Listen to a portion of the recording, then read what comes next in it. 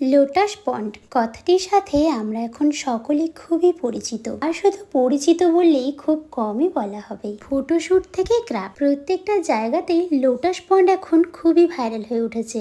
এছাড়াও এখন দেখা যায় ছাদ বাগানে অনেকেই খুব সুন্দরভাবে পদ্ম গাছ করছে, আর এইসব দেখে আমার পদ্মের প্রতি খুবই ভালোবাসা জন্মেছে। এই ভালোবাসাটা যে এখনই জন্মেছে তা কিন্তু নয়, খুব ছোট থেকেই পদ্ম ফুল আমার খুবই ভালো লাগতো, তাই মাঝে মাঝে ফুল দোকান থেকে পদ্ম ফুল কিনে আনতাম। আর এখন এই ট্রেন্ড দেখে ভালো লাগাটা যেন দিন দিন বেড়েই চলেছে।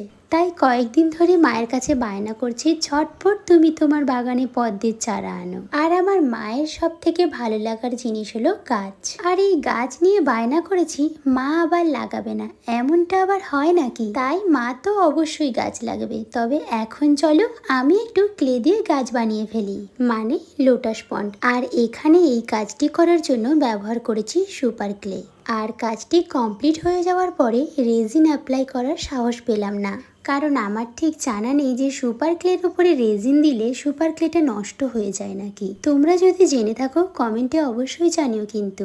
আর এখানে আমি নৌকোর মধ্যেও কয়েকটি পদ্ম ফুলের কুড়ি বানিয়েছি, যাতে দেখতে আরো সুন্দর লাগে। আর এটাই হলো আমার লোটাস পন্ডের ফাইনাল লুক। কেমন লাগলো অবশ্যই জানিও, ভালো লাগলে একটা লাইক করে দিও। টাটা।